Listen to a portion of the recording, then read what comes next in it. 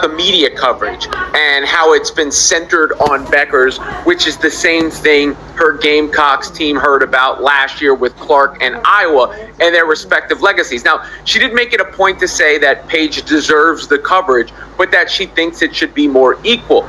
Now, while the women's basketball Final Four of the 2025 NCAA tournament contained 4 elite women's basketball teams, neither of the 2 games delivered in terms of being closely contested.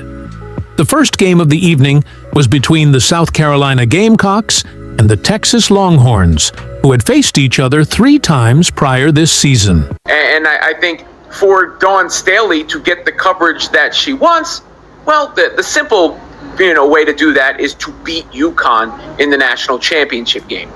Dawn Staley's Gamecocks squad ultimately produced a 74-57 win after pulling away in a big way in the game's second half. Then came the UConn Huskies versus UCLA Bruins game, which was all Huskies all game long. The final score being 85-51 conveys just how much of a blowout the game felt. However, these big wins didn't detract from the interest in these games, which is shown by the Final Four viewership numbers that were released on April 5th. Per an X post from ESPN PR, Friday's Final Four was the 3rd most-watched NCAA women's national semifinals since 1995. The South Carolina vs. Texas game drew 3.6 million viewers, while the UConn vs. UCLA attracted 4.1 million viewers and peaked at 4.7 million, making it the 5th most viewed Final Four game on an ESPN platform.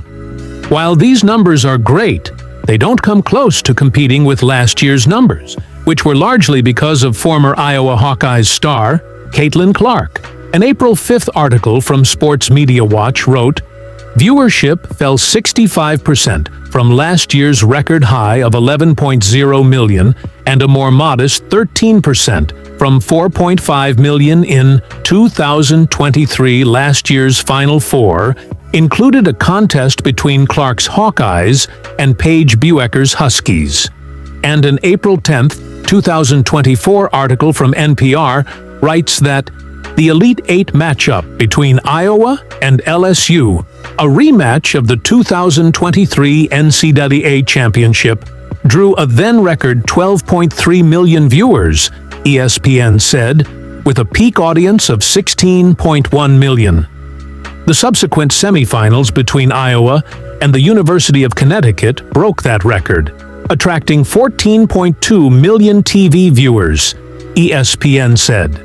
Of course, the 2024 NCAA National Championship game between Iowa and South Carolina averaged about 18.7 million viewers and peaked at a staggering 24 million combined on ESPN and ABC, making it the most-watched sporting event since 2019, aside from football and the Olympics.